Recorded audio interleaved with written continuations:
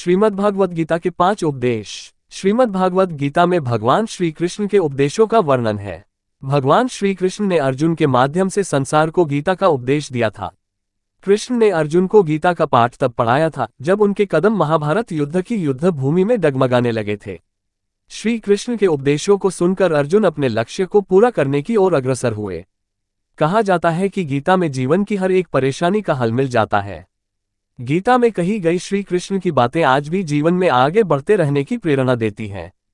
ऐसे में किसी भी परेशानी का हल पाने और जीवन में सफलता पाने के लिए गीता की कुछ बातों का ध्यान रखना चाहिए। माना जाता है कि जो भी व्यक्ति गीता की इन 5 बातों का जीवन में अनुसरण कर लेता है वह हर काम में जरूर विजय हासिल कर लेता है। ये रहे गीता के अनमोल उपदेश जो जीवन को नई राह दिखाते हैं। 1. फल की इच्छा छोड़ कर्म पर ध्यान देना चाहिए। गीता में श्री कृष्ण ने कहा है कि मनुष्य को फल की इच्छा छोड़कर कर्म पर ध्यान देना चाहिए। मनुष्य जैसा कर्म करता है उसे फल भी उसी के अनुरूप मिलता है, इसलिए व्यक्ति को अच्छे कर्म करते रहना चाहिए। 2. स्वयं का आकलन। श्री कृष्ण के अनुसार व्यक्ति को खुद से बेहतर कोई नहीं जान सकता, इसलिए स्वयं का आकलन करना बेहद जरूरी है। गीता में कहा गया है कि जो व्यक्ति अपने गुणों और कमियों को जान लेता है वह अपने व्यक्तित्व का निर्माण करके हर काम में सफलता प्राप्त कर सकता है। 3. मन पर नियंत्रण। हमारा मन ही हमारे दुखों का कारण होता है।